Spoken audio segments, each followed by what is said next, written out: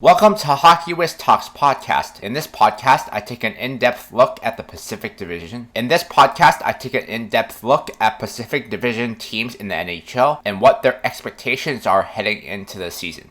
The Anaheim Ducks are heading into the 25-26 NHL season as a franchise in transition, blending youthful promise with veteran leadership and a bold new identity. Joel Quenneville was hired in May of 2025, replacing Greg Cronin. Quenneville brings a legacy of success, including 3 Stanley Cups with Chicago, and was reinstated by the NHL after a long absence due to his involvement in the 2010 Blackhawks scandal. His arrival signals a win-now mentality with a focus on structure, accountability, and maximizing young talent. GM Pat Verbeek has pivoted from a slow rebuild to aggressive retooling, acquiring veterans, and reshaping the roster. The Ducks are trying to end a 7-year playoff drought, having finished 6th in the Pacific last season. The Ducks have a young core of Leo Carlsson, Cutter Gauthier, and Troy Terry, who are expected to lead the offense.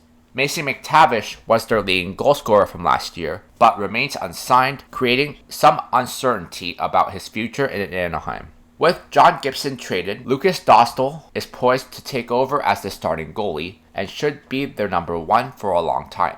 In the offseason, Anaheim added Chris Kreider in a trade from the New York Rangers and signed Mikael Granlund in free agency to stabilize and mentor the young core. Jacob Trouba and Rocco Gudis anchor the defense alongside young defensemen like Jackson Lecombe, Pavel Mintyukov, and Olin Zellweger.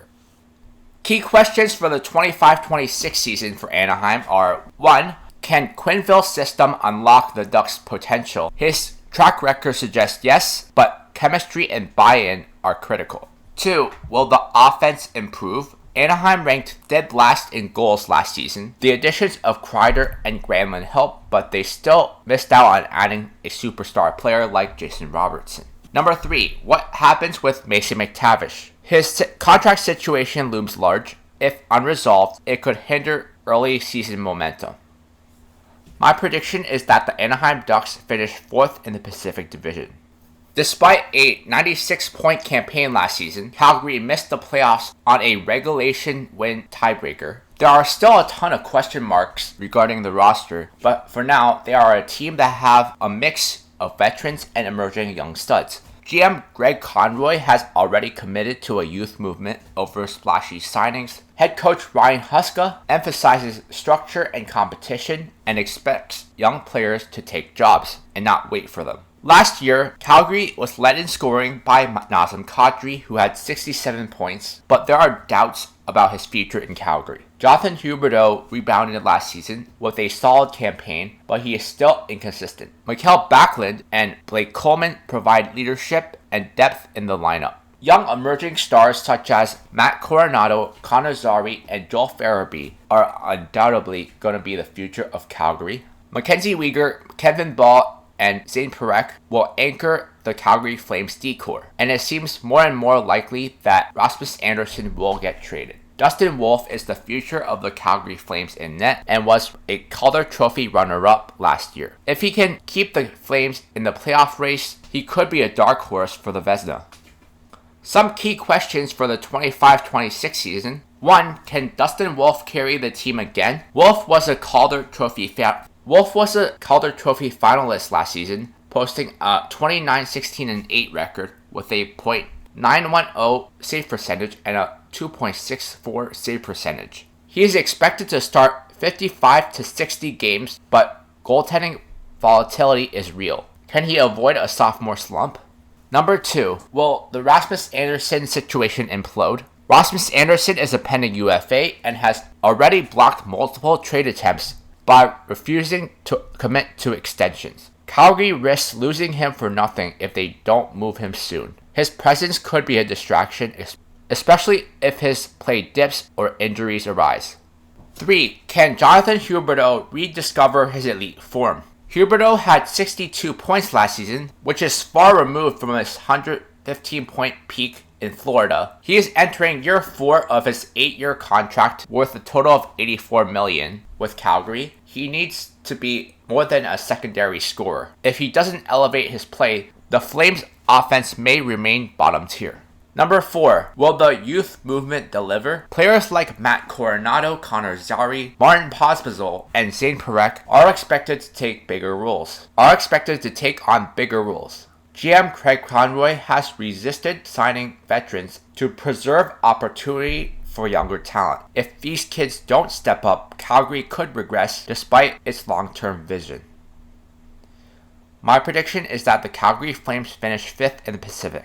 And now a word from our sponsor. Check out my scouting blog at hockeywiz777scouting.com. Listen to my scouting blog podcast on podcasters.spotify.com/pod/show/hockeywiz777scouting. The Edmonton Oilers are entering the 25-26 season in a must-win scenario and are still chasing its elusive first Stanley Cup in the McDavid-Draisaitl era, despite making it to back-to-back finals. Connor McDavid and Leon Draisaitl remain the NHL's most dynamic duo, but their window is narrowing, with Connor McDavid set to be a UFA in 2026. Despite regressing on shot volume and on the man advantage, the Oilers were still a dominant team and cruised to the Stanley Cup Finals on the backs of McDavid and Draisaitl. The Oilers were a very busy team this offseason, first locking up both Evan Bouchard and Trent Frederic long-term, signing Andrew Mangiapane in free agency, and then trading for college standout Isaac Howard.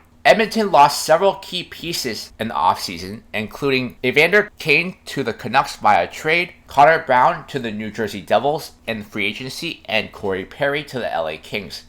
Stuart Skinner has struggled in key moments in the playoffs, and Edmonton is exploring, including bringing in Jeremy Swayman from Boston or Ukko-Pekka Luukkonen from Buffalo. Edmonton is also considering PTOs for goalies like Ilya Samsonov or Carter Hart to solve their goaltending issues. A prospect to watch this season is Matthew Savoie, especially with the Oilers under a cap crunch.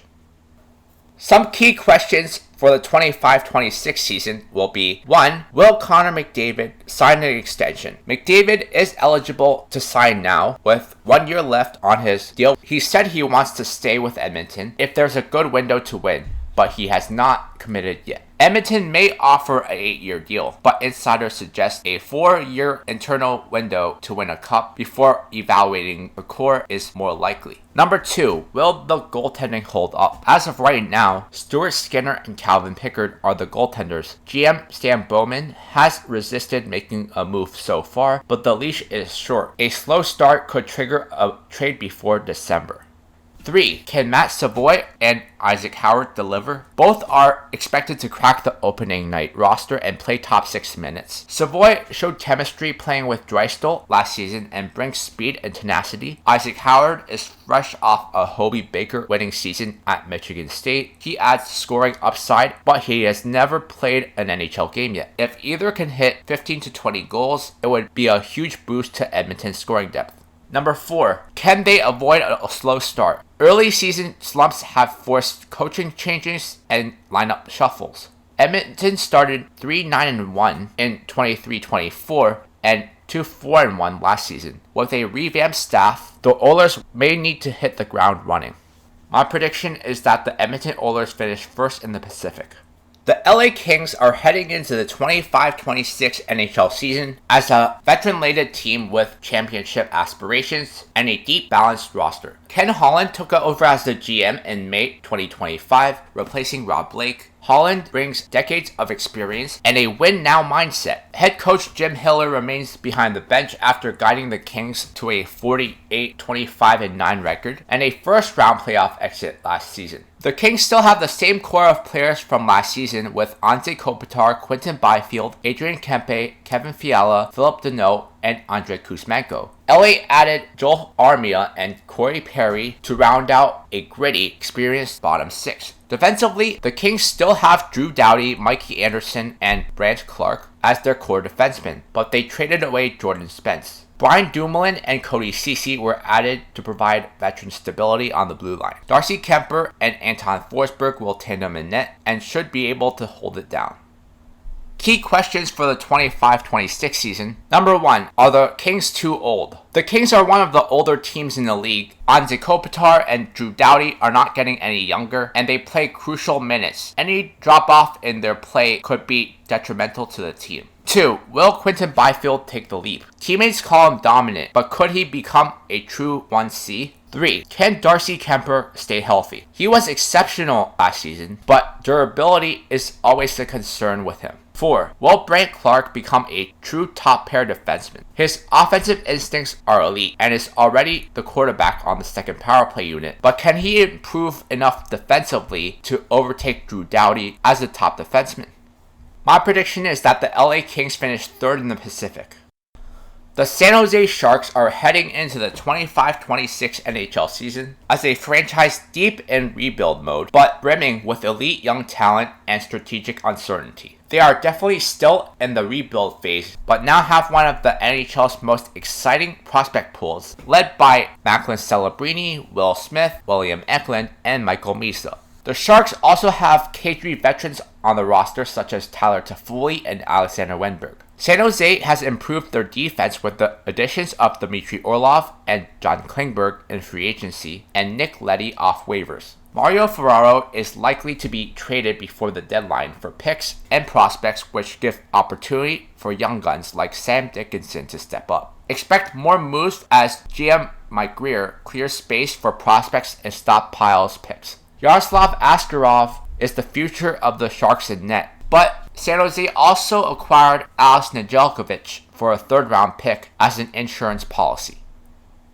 Key questions for the San Jose Sharks heading into the season. 1. Can Macklin Celebrini become a true franchise cornerstone? Celebrini finished 2nd in rookie scoring last season and is expected to center the top line. His two-way game and maturity are elite, but can he carry the offensive load on a rebuilding team? 2. Will William Eklund take the next step? Eklund signed a 3-year contract worth a total of $16.8 million and is entering his age 23 season. He nearly hit 60 points last season and expected to play a leadership role. Can he become a true first-line winger, or will he plateau as a middle six playmaker? Number 3. Is Yaroslav Askarov ready to be a number 1 goalie? Askarov made just 13 NHL appearances last year, but is expected to start 50 games this year. He is one of the best goaltender prospects in the world, but the defense in front of him is shaky. 4. Will Mario Ferraro be traded? Ferraro is a pending UFA and is reportedly open to a move. 5. Can Michael Misa crack the roster? Michael Misa, the Sharks' 2nd overall pick in 2025, dominated the OHL last season and could be the 2nd-line center by December.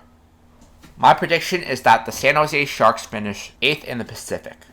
The Seattle Kraken are heading into the 25-26 season as a franchise in flux, balancing a youth movement with lingering roster inefficiencies and a new leadership team. Jason Botterill was promoted to the GM, replacing Ron Francis, who is now the new president of hockey ops. Botterill inherits a roster with bloated contracts and a middling result, but has emphasized a youth-first approach. Lane Lambert was brought on to replace Dan Bylsma as head coach. Lambert struggled with the Islanders, but is tasked with reshaping Seattle's defensive system and unlocking offensive potential. Matty Beniers rebounded late last season after a sophomore slump, especially after being paired with Kaapo Kakko. Speaking of Kaapo Kakko, he signed a 3-year extension and is expected to be a top 6 figure. Shane Wright and Yanni Nyman are key youth pieces. Wright is expected to center the 3rd line, and Yanni Nyman is expected to play a top 9 role. Mason Marchment was acquired from Dallas in the offseason. He is expected to add grit and scoring, but could be flipped at the deadline. The top 4 of the D-core on Seattle remains unchanged, but they did add Ryan Lindgren in free agency, especially with Jamie Alexiak rumored to be on the move. Joey Decord is locked in as the starter, with Philip Grubauer poised to be the expensive backup. The Kraken have a slim chance at making the playoffs depending on youth breakout and goaltending stability, but those odds go way down if they trade away veterans like Jared McCann, Jordan Eberle, and Mason Marchment. Questions for the upcoming season. 1. Can they score more? Seattle ranked 29th in goals per game last season with just 2.61. Only 2 players scored 20 plus goals. 2. Will Matty Beniers bounce back? After winning the Calder Trophy in 22-23, Beniers slumped to just 37 points. His shooting percentages dropped from 16.2% to 11.3%, and his plus-minus fell from plus 14 to minus 11. He signed a 7-year extension in August of 2025. Can he live up to it and reclaim his top-line center role? 3. Will Shane Wright make an impact? Shane Wright broke in a bit in the 24-25 season, scoring 19 goals and 44 points. He's likely going to be the third-line center on the Kraken and could be the X factor. 4. The goaltending situation. Joey Decord posted a 2.46 GAA and a .916 save percentage in 50 games last season, which was among the best. If Decord regresses, Seattle's playoff hopes could evaporate quickly, especially because Philip Grubauer has struggled in his 3 seasons with Seattle. 5. Who will play on the power play and where? With a balanced roster and no true superstar, power play deployment is tricky. Both Vince Dunn and Brandon Montour could quarterback the power play on separate units, but forward roles are up for grabs. My prediction is that the Seattle Kraken will finish 7th in the Pacific. Check out my hockey blog at hockeywiztalkshockey.blogspot.com. Follow me on Facebook and Instagram at hockeywiz777. The Vancouver Canucks are heading into the 25-26 season with questions regarding roster construction, positional battles, contract dynamics, and systematic concerns. Vancouver is still built around Elias Pettersson, Quinn Hughes, and Brock Besser, with many familiar faces returning, but also a couple new faces to make note of. Vancouver retained Connor Garland and Kiefer Sherwood long-term. Evander Kane was added in a trade from the Edmonton Oilers, but they lost Dakota Joshua in a trade to the Maple Leafs. There is going to be intense competition for final roster spots between Jonathan Lekaramaki and Vitaly Kravtsov. Beyond Quinn Hughes, the defense is pretty questionable, with Tyler Myers aging and the younger defenseman not entirely proven. Filip Hronek is a player who has been rumored to be on the trade block. Thatcher Demko played just 23 games last season due to injury, but Kevin Lankinen did a good job stepping up in place of him. They should be a solid goaltending tandem, provided everyone remains healthy. Questions for the 25-26 NHL season. 1. Will Elias Pettersson bounce back? After signing an 8-year extension worth $92.8 million, Pettersson posted career low 45 points in 64 games, plagued by injuries and locker room tension with JT Miller. Now healthy and reportedly stronger, he's calling this a revenge season. If he does not return to a 90-plus point form, Vancouver may be paying $11.6 million for a second-line center. 2. Can Thatcher Demko stay healthy? Demko played just 23 games last season due to a combination of knee and oblique injuries. Vancouver playoff hopes hinge on his health because backup Kevin Lankinen is inconsistent and Arthur Sivils was dealt to Pittsburgh. GM Patrick Alvin says Demko should be ready for camp, but his durability is still a cause for concern. 3. Will they find a second-line center? The Canucks have pursued players such as Marco Rossi, Jesperi Kotkaniemi, and Jack Roslovic, but they haven't landed any of them. Philip Chytil will fill the role for now, but his injury history makes him a risky bet. Without a reliable second-line center, the forward depth could collapse under pressure. 4. Can the defense stay intact? Quinn Hughes and Filip Hronek missed a combined 35 games last season, and Tyler Myers is aging. My prediction is that the Vancouver Canucks finish 6th in the Pacific. The Vegas Golden Knights are heading into the 25-26 NHL season as a team still built to contend, especially adding Mitch Marner in free agency. Marner joins an elite group of forwards, which includes Jack Eichel, Mark Stone, and Thomas Hertl. Despite consistent trade rumors, William Karlsson will remain a key fixture on the team. Shea Theodore and Brandon McNabb were re-signed before they got to hit free agency, but they had to trade away Nick Hague for Jeremy Lauzon due to cap issues. Colin Sissons was acquired as part of the trade for Nick Hague and will replace Nick Waugh, who was traded to the Maple Leafs in the deal for Mitch Marner in the sign-and-trade. Retaining veteran wingers like Brandon Saad and Riley Smith add valuable depth and experience to the lineup. Adin Hill is locked in to be the starter for the Vegas Golden Knights, but there are question marks regarding who the backup will be, whether it's Akira Schmid or Vegas brings in a goalie for PTO. GM Kelly McCrimmon remains in charge, and Bruce Cassidy remains head coach of the team, meaning they will at the very least be a contender this season. Questions for the upcoming season. 1. How well will Mitch Marner fit in? Mitch Marner signing with Vegas has to be the biggest transaction of the season, and after all the drama following his exit with Toronto, the question will be how well will Mitch Marner fit in playing along with Jack Eichel. 2. Can Mark Stone stay healthy? Mark Stone hasn't played more than 56 games in the season since 2016-17. 3. Is the defense deep enough without Alex Pietrangelo? Alex Pietrangelo is out indefinitely with a hip injury, leaving a major hole on the right side. Vegas will have to rely on Shea Theodore, Zach Whitecloud, and Caden Korczak, but the depth is thin. There have been persistent rumors about Vegas trading for a right D like Erik Karlsson to help strengthen the right D. 4. What will Thomas Hertl bring? Hertl scored 32 goals and 61 points during the regular season with Vegas, but in last year's playoffs, he only had 5 points in 11 games. He will have to perform at a higher level in the postseason. 5. Who will back up Adin Hill? Vegas currently has Akira Schmid listed as the backup goalie heading into the season, but he hasn't fared well in a backup role in his career, outside his fluke 2023 postseason run. My prediction is that the Vegas Golden Knights finish second in the Pacific. Listen to Hockey Whiz Talks podcast on Podbean and Spotify. Check out my travel channel at youtube.com/HockeyWhizTravels. The Pacific Division is actually pretty wide open because after Edmonton, Vegas, and LA, the rest of the teams in the division have a lot of question marks about them and can only be answered as the season unfolds. In my next podcast, I'm going to be taking an in-depth look at Central Division teams.